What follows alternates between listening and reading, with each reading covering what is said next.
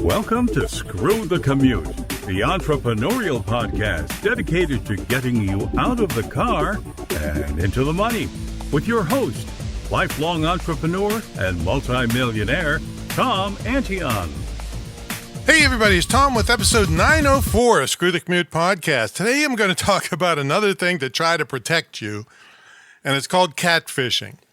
Catfishing is where someone takes on someone else's persona with a picture, a beautiful model, or a male or female, and for some nefarious purpose, either to build their own self-esteem, to trick you, to try to do identity theft, all those kinds of things. So I'll tell you what happened to me just yesterday and to give you some facts and figures of how important this is. All right, hope you didn't miss episode 903. That was QR code scams.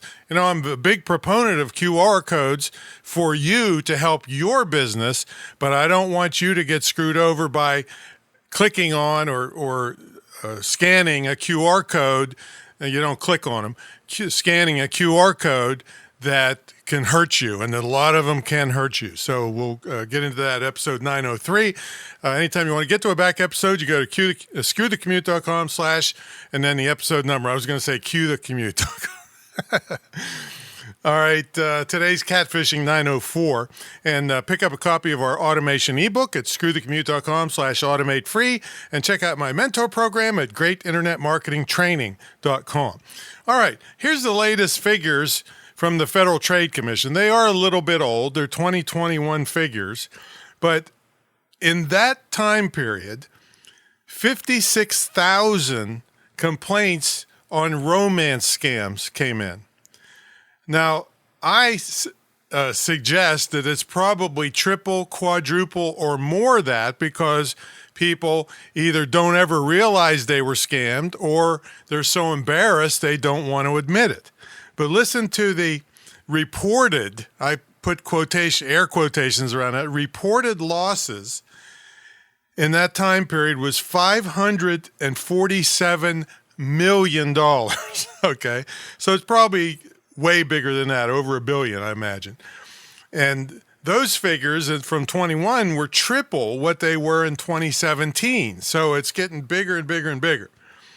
Now, and 1/3 of those, according to these reports, started on Facebook or Instagram. The one that I just got hit with the other day, and I kind of played it out a little bit because I could, I know these things. I have this TV show in development called Scam Brigade, so I've been in tune with all kinds of scams for many years. But anyway, 1/3 of them start on Facebook. So this started for me on a simple friend request on Facebook. I get loads of them. Every once in a while, I sit down and look at them, and I see, okay, I'll visit the profile of the person and see, look at the things I'm going to tell you about to see if they look legit. So a fairly attractive girl sent one, and I just clicked the friend request. I didn't start any kind of communication with the person. It's just this happens all the time. I got 4,700. I mean, I could easily have over 5,000 if I paid more attention to it. So then I get a messenger message that's just very nice. Hey, nice to meet you. I saw you on, came up as a suggestion on Facebook for friends, and I checked you out, and it looks like we might be a good match. Awesome. I mean, there's nothing off the beat about it. And I responded, hey, nice to meet you too. Hope you're having a good day. And, that was about it, basically.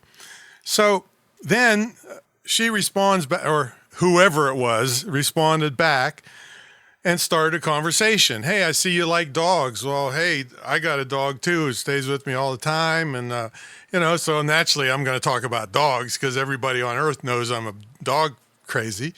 And so we get talking about this, that, and dogs. And I had checked her profile, and it had stuff there. It had posts.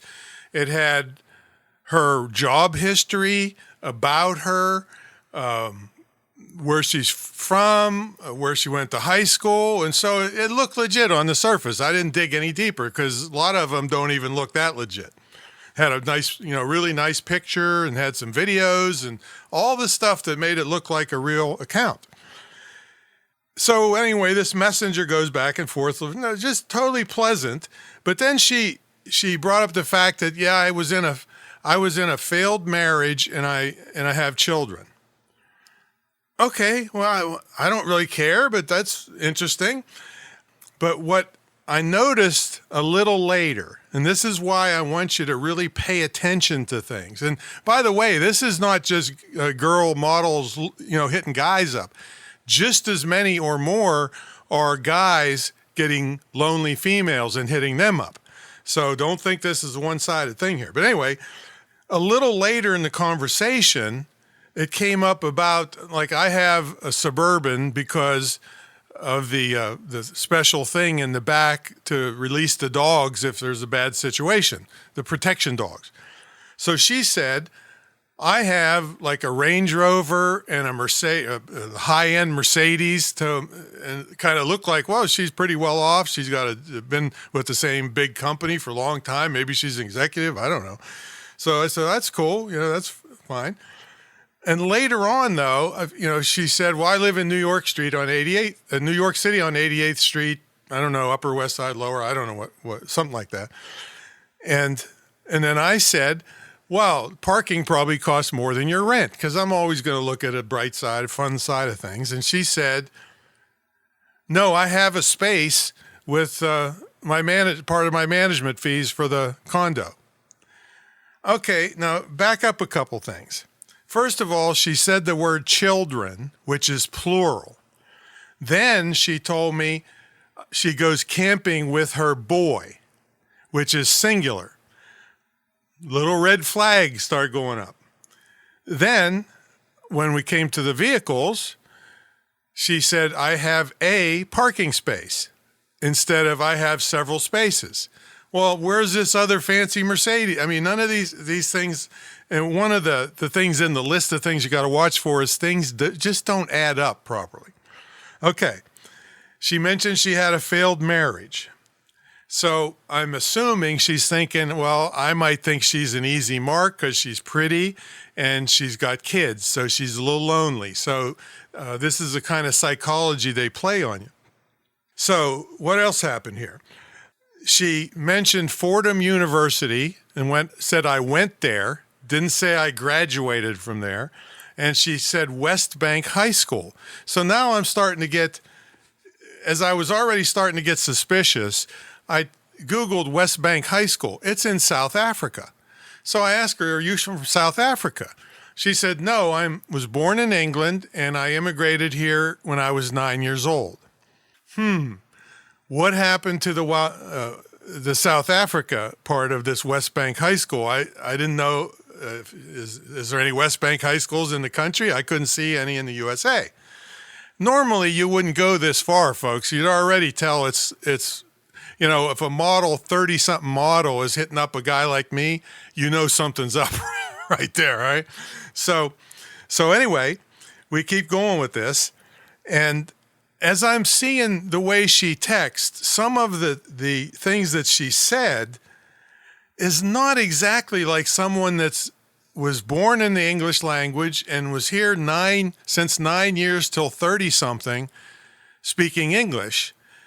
It just didn't sound right. For instance, she said, we were talking about her dog, and I said how pretty it was, and she said, he's irritable towards new people.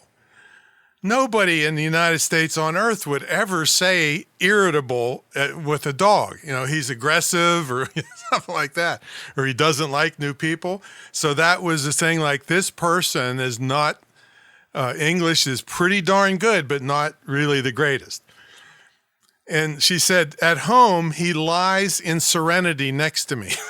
I'm thinking, you're either a poet or you just kind of look these words up in the dictionary. This does not make sense. Okay, so knowing she's from New York, she said, me and my bestie went out for dinner to a Mexican restaurant, and she gave me the exact address of the restaurant. Like, why on earth would I care about the exact address of a restaurant in the Bronx or somewhere? And I'm in Virginia Beach. And especially in this cursory conversation, I wouldn't.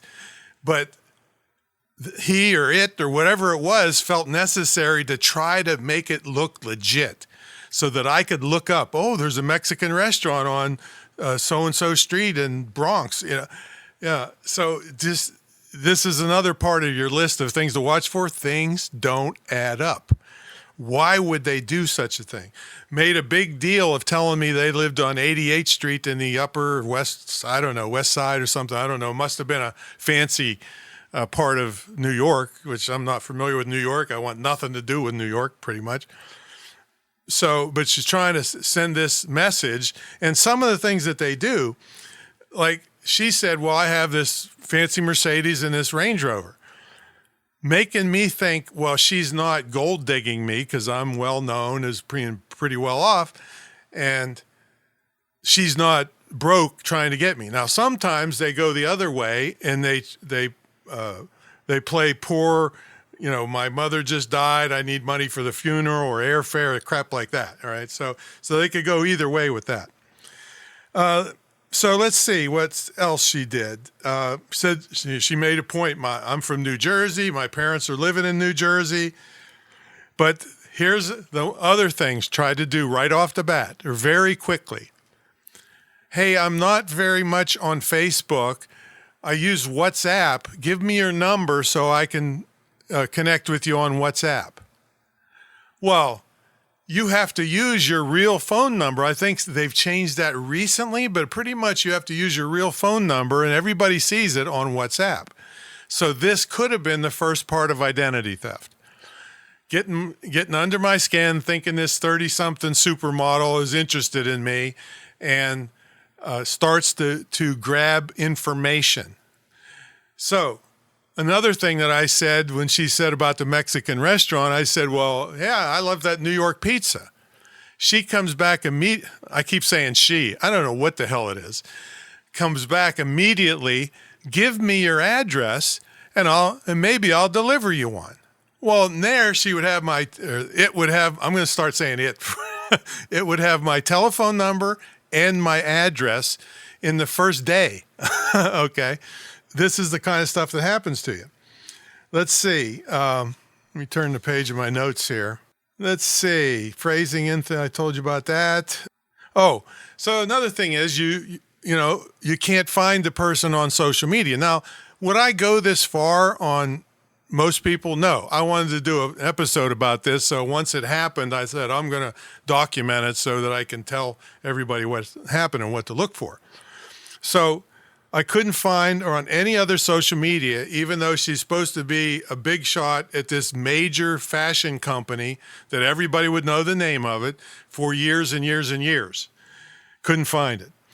Yeah, so claimed long work history. So anyway, all these things are adding up to this is somebody else catfishing, pretending to be something else, probably for nefarious purposes. Some people just do it because they're lonely and they have low self-esteem and they want to get attention. I'm going to give you a list of things now of what to look for. And you got to keep the emotions out of it because, like I said, as many of these work on women as work on men. On men, it's usually some really attractive or sexy or sleazy looking girl making up with you. On women, it's a little different. They usually try to locate widows or obviously people that have expressed loneliness, and they start this thing where they're in the service, and eventually they love you, and something really bad happened. They need some money, and then boom, and then after that, they wipe out your savings account. So here's a list of things to watch for. One of the main things is they won't voicemail or FaceTime with you, or not voicemail, but talk to you so you can hear their voice. Right there, virtually instantly, especially since I'm pretty obvious that I'm legit. I mean, you can Google my name and be there and pack a lunch, all right? But this person is unheard of.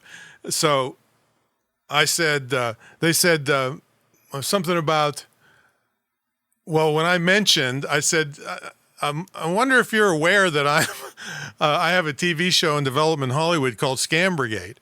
They immediately got defensive and said, no, I don't know you well enough to FaceTime or voice call with you. And looks like you don't want to chat with me. And I'm thinking, yeah, you're right about that. But I'm going to hang in there for a little bit to try to push you. But anyway, they won't voice or FaceTime call with you when there's no reason that they wouldn't. They want personal details quickly. They wanted my phone number. They wanted my address. A lot of them will profess strong feelings quickly. I know it said something about, I said, I got to go. I got to get up in the morning. And it said something like, oh, you're going to miss me. I haven't talked to you for 3 minutes. How am I going to miss you? I mean, it could have been, if it was somebody funny like me, yeah, I can believe that. But with these other things adding up, it appeared to be fraudulent. So you're going to miss me. You can't find them online. Oh, one thing they'll do is ask to keep the relation secret. So they're like telling guys that, she did say something, or it did say something about, does your wife live with you?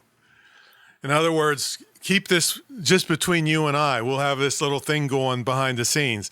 They don't want anybody to know about it that's going to tell you what an idiot you are. Don't send money or don't get in an investment scam. In fact, one of my friends locally here runs a business. I'm afraid he got caught in this. Some Asian girl from New York, I might add, pretended to be well off, got him into this investment thing. She ends up disappearing, goes to Hong Kong or wherever. She just might have made it up, or she might not even exist.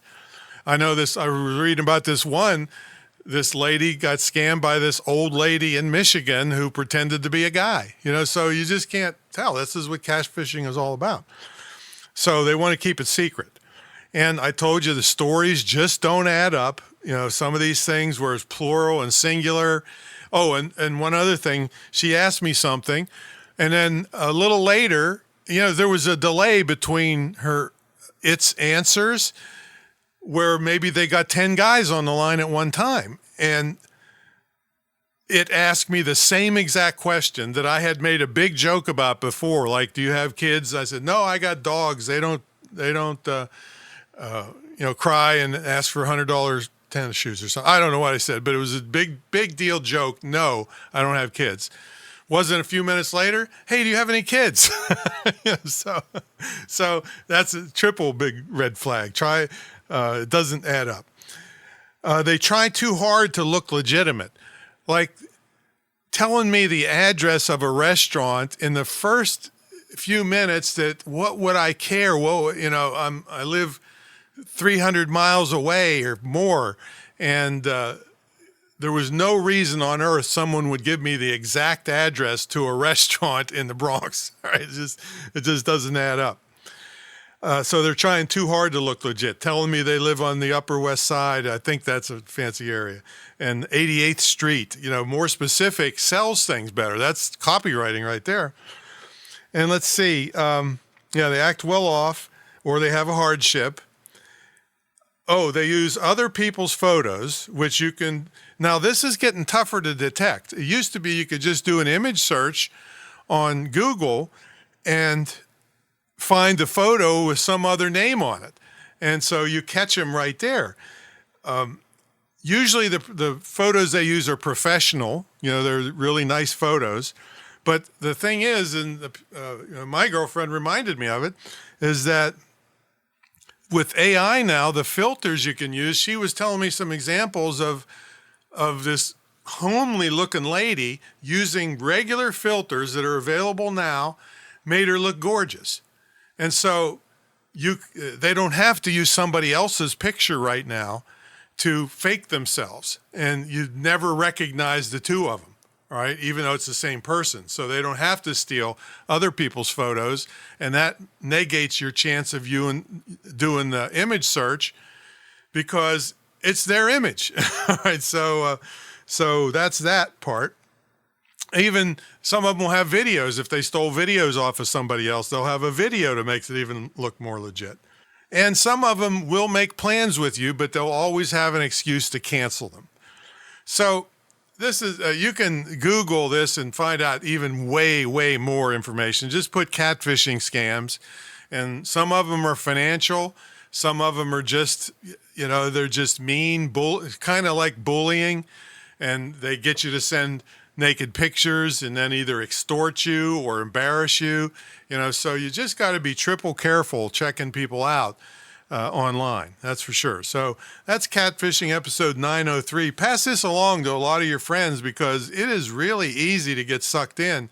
I mean, this person could have done a lot of damage had I not seen all these signs. All right. Because like I said, the pictures were model-like and half my age, and so a lot of guys would get sucked into that, and then once they get their hooks in you, they don't, the guys and ladies don't want to lose them, and so they do things they shouldn't do.